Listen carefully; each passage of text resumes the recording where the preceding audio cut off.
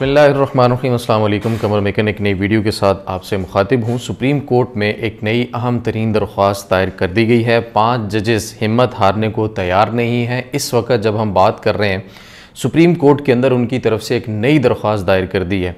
5 जजेस ने जिस तरह से बहादरी, हिम्मत और डट जाने की मिसाल कायम की है इस मौजूदा सिस्टम के अंदर, जब अदलिया पूरी की पूरी कंप्रोमाइज्ड है, तो ये 5 जजेस इस्लामाबाद हाई कोर्ट के जो हैं वो इस तरह से खड़े हैं कि वो हर चीज़ आइन और कानून के मुताबिक लेकर चलना चाहते हैं और ये जंग उनकी इस वक्त भी जारी है। सुप्रीम कोर्ट में जो अहम तरीन दरख्वास्त दायर हुई है उसकी तफसीलात आपके सामने रखूँगा और उसके साथ साथ उससे कुछ पहले मैं 2-3 पॉइंट्स पर ज़रूर बात करना चाहूँगा जो कल फैसला आया है सुप्रीम कोर्ट से, क्योंकि सुप्रीम कोर्ट से शाम देर से फैसला आया। फैसला आने के बाद फिर जो टीवी प्रोग्राम्स थे या रिपोर्टिंग थी वो करते करते बहुत वक्त हो गया, तो आप लोगों को फ़ैसले के मुतालिक आगाह करने का वक्त नहीं मिला। फ़ैसले में क्या खामियां थीं ये तो अब बताने की मेरे ख्याल में ज़रूरत भी नहीं है, लेकिन कुछ चीदा अहम तरीन ब्लंडर्स आप कह सकते हैं वो इस वक्त मौजूद हैं, वो आपके सामने रखना ज़रूरी है। और वो इस तरह के ब्लंडर्स हैं कि वो कहते हैं ना कि एक तो चोरी, ऊपर से सीना जोरी। एक गलत काम किया जा रहा है और ऊपर से फिर कहा जा रहा है कि फिर जाओ यार, तुसी जो करना है कर लो, असी अपनी मर्जी करनी है। सुप्रीम कोर्ट में बादशाहत कायम है और जस्टिस अमीनुद्दीन खान एक सुपर किंग की तरह बैठकर जो चाहे मर्जी कर सकते हैं। ना उनके लिए कोई रूल जो है वो उनको रोक सकता है, ना आइन रोक सकता है, ना कानून रोक सकता है, बल्कि वो आइन, कानून और रूल्स की बात करके गलत पे गलत काम किए जा रहे हैं। ये गलत पे गलत काम मैं इसलिए कह रहा हूं कि बहुत सारी चीज़ें ऐसी मखसूस नशिस्तों के मामले में हुई हैं जिन पर जितनी बात की जाए कम है, लेकिन 3 से 4 अहम तरीन चीज़ें, अहम पॉइंट्स वो आपके सामने रखता जाऊं। सबसे मेन चीज़ जो सुप्रीम कोर्ट के रूल्स में है उसको फॉलो नहीं किया गया, यानी कि ओरिजिनल फैसला करने वाले जजेस रिव्यू के अंदर, नजरसानी के अंदर शामिल नहीं थे। एक दूसरा, तादाद इंतहाई कम थी, यानी 13 रुकनी ओरिजिनल बेंच था, लेकिन कल जो बैठे थे वो 10 जजेस थे। और हैरानकुन तौर पर नाजरीन, ऐसा तारीख में, पाकिस्तान की अदलिया की तारीख में कभी नहीं देखा कि 8 जजेस ने एक फैसला दिया हो, उस पर नजरसानी दरख्वास्त आ जाए। एक तो उन जजेस को नजरसानी दरख्वास्त वाले बेंच के अंदर बिठाया ना जाए, शामिल ना किया जाए, और फिर 7 रुकनी बेंच, 7 रुकनी जो जजेस हैं वो बैठकर 8 का फैसला कल अदम करार दे दे। ये पाकिस्तान की तारीख में पहली दफा हुआ है जो इस मौजूदा रजीम की सरपरस्ती के नीचे इस वक्त सुप्रीम कोर्ट में बैठे पूरी अदलिया को कंप्रोमाइज करने वाले जजेस ने कल किया है। और हैरानकुन तौर पर जस्टिस मोहम्मद अली मजहर ने जस्टिस मंसूर शाह के साथ मुकम्मल इंसाफ करते हुए और जस्टिस हसन अजहर रिजवी ने मुकम्मल इंसाफ करते हुए इन दोनों जजेस ने मंसूर अली शाह साहब के साथ फैसला दिया था। और कल अमीनुद्दीन खान साहब के साथ जब ये बैठे थे, 7 में से ये 2 भी थे, इन्होंने अपना फैसला तब्दील कर लिया। मैंने आपको तकरीबन 2 हफ्ते पहले एक वीडियो के अंदर बताया था कि कौन से 2 जजेस हैं जो अपना फैसला तब्दील करेंगे जिससे पूरा आईनी बेंच का तनासब तब्दील हो जाएगा। वो थे जनाब जस्टिस मोहम्मद अली मजहर, मैंने उस वक्त भी आपको नाम लेकर बताया था, और जस्टिस हसन अजहर रिजवी। दोनों का ताल्लुक सिंध से है और सिंध के जजेस के बारे में ये मशहूर है कि एक के साथ एक फ्री, यानी एक जिधर जाएगा दूसरा भी उसी के साथ जाएगा। और कल भी ऐसा ही हुआ, दोनों ने मखसूस नशिस्तों में मुकम्मल इंसाफ के तहत फैसला दिया था। कल अपना फैसला उन्होंने मुकम्मल तौर पर यकसर तब्दील कर लिया। यहां पर जमाल खान मंदुखेल साहब ने भी बहुत सारी बातें की, हामिद खान साहब से उनकी बहुत सारी तकरार बहस भी हुई। हामिद खान साहब ने बड़े अच्छे बेहतरीन दलाइल दिए जिससे जजेस ऑफेंड हुए। उनको मसला हो रहा था कि भाई जजेस ये बेंच की कंपोजिशन के ऊपर, बेंच की तादाद के ऊपर वो क्यों बात कर रहे हैं, वो करना ही नहीं देना चाह रहे थे। वो कह रहे थे आप आगे चलें, इसको छोड़ दें। लेकिन हामिद खान साहब ने बार बार उनको याद दिलाया कि आपकी तादाद कम है, आपकी तादाद मुकम्मल नहीं है, ओरिजिनल फैसला करने वाले जजेस शामिल नहीं है, ऑथर जज शामिल नहीं है, रूल्स के मुताबिक ये गलत है, आप ऐसा नहीं कर सकते। लेकिन उन्होंने कहा कि आईनी बेंच की ताकत सबसे ज्यादा है बाकी बेंचों से, और हम यही करेंगे जो हम कर रहे हैं। अगर आपकी ये इस्तदा है कि बेंच तब्दील कर दिया जाए तो ऐसा नहीं होगा, आपकी इस्तदा मुस्तरद की जाती है, आगे चले। ये कल अहवाल था। अहवाल आपने लाइव समात के दौरान भी देखा होगा। बहरहाल फैसल सिद्दीकी हों, सलमान अकरम राजा साहब हों, वकील हामिद खान साहब हों, बेहतरीन दलाइल थे सबके।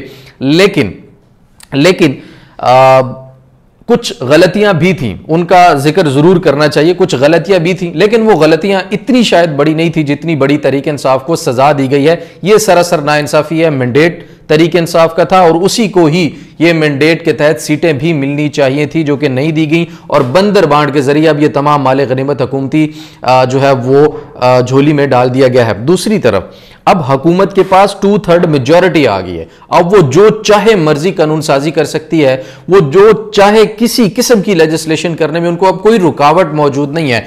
वो मैंडेट, एक तो पहले चोरीशुदा मैंडेट के ऊपर वो बैठे थे, फिर उसके बाद मर्जी से 26वीं आईनी तरमीम जबरदस्ती कराई, जुडिशियल कमीशन बनाया, आईनी बेंच बनाया, अपनी मर्जी के फैसले लिए। अब वो जो इलेक्शन में कमी रह गई थी, जो वो हासिल नहीं कर पाए थे मखसूस नशिस्तों के फैसले के बाद, अब उन्होंने अपनी तादाद मजीद बढ़ा ली है और अब सिस्टम के ऊपर, इस हुकूमत के ऊपर गिरफ्त मजबूत होती हुई उनकी नजर आ रही है। लेकिन जाहिर है वो मकर अल्लाह वल्लाहु खैरुल माकिरीन, एक प्लान जो है वो दुनिया में बैठे लोग, ये ताकतवर रजीम में बैठे लोग, ये इस तरह से एस्टैब्लिशमेंट और हुकूमत पर काबिज लोग बैठे जो इस वक्त हैं, वो बनाते हैं, और एक प्लान जो है वो अल्लाह बनाता है। देखते हैं, पाकिस्तानी अवाम को इंतजार करना चाहिए कि अल्लाह का प्लान इस मुतालिक क्या है।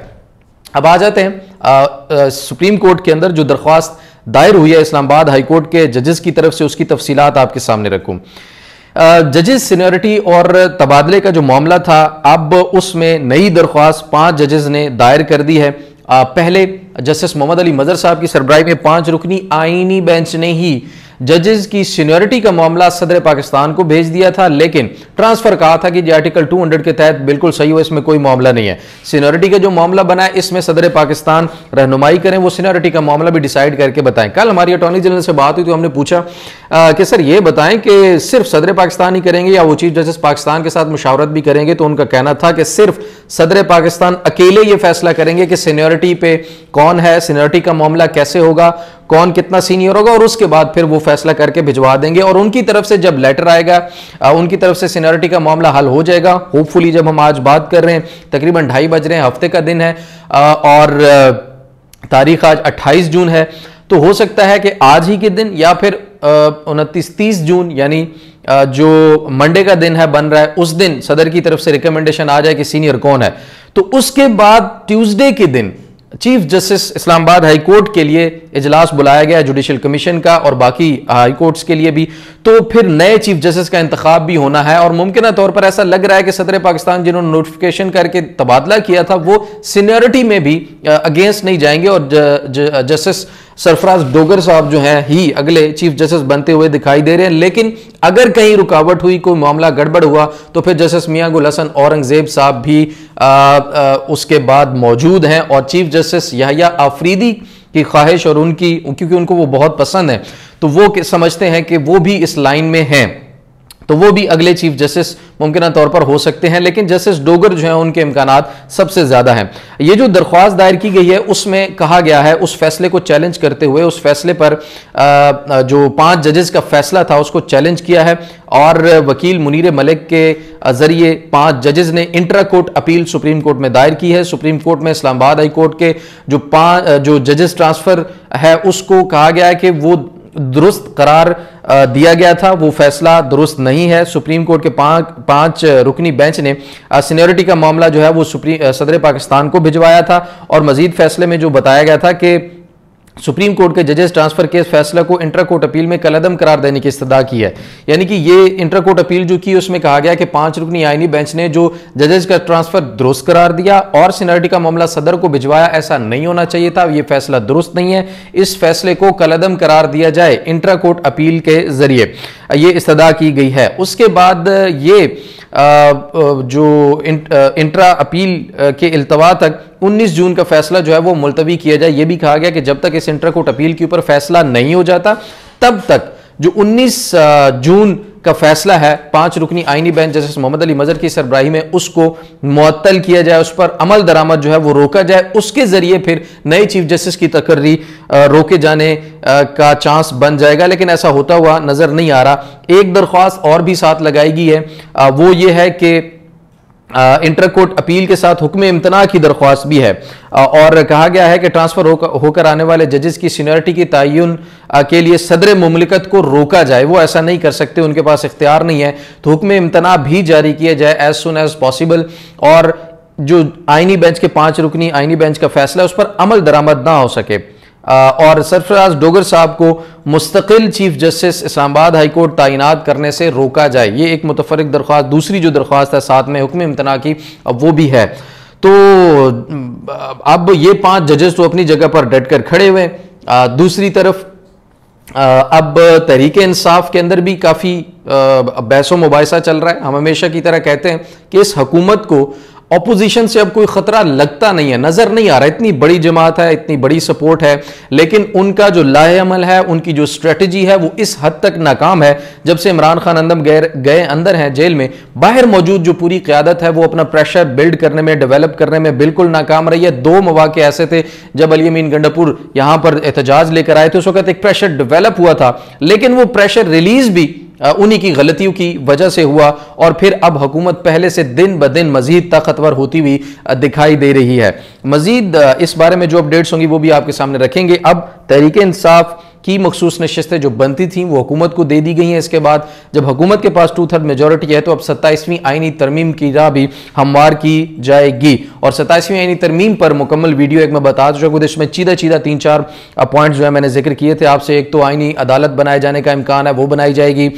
उसके बाद कोई अहम तरीन ओहदों पर तैनात करने की मंजूरियां दे दी जाएंगी मखसूस हालात में, और उस दिए जाने का इम्कान है मुबैना तौर पर। और उसके बाद एक प्लान यह भी है कि शायद असम्बली की मुद्दतों में भी इजाफा कर दिया जाए। मखसूस हालात में कहा जाए कि इलेक्शन करवाना मुमकिन नहीं है, यही जो असम्बलियां हैं यही आगे चलेंगी, क्योंकि ना ढोला होसी ते ना रोला होसी, मतलब ना इलेक्शन करवाने पड़ेंगे और ना ही धांधली का शोर होगा। जो बैठे हैं ये जी हजूरी में दुरुस्त तरीके से नौकरी कर रहे हैं, इन्हीं को आगे चलने दी जाए। तो ये तमाम तर मालूमात है। मजीद जो अपडेट्स होंगी उसके साथ भी आपके सामने मुखातिब होंगे। अभी तक के लिए इतना ही, इजाज़त दीजिए, अल्लाह ने के बान।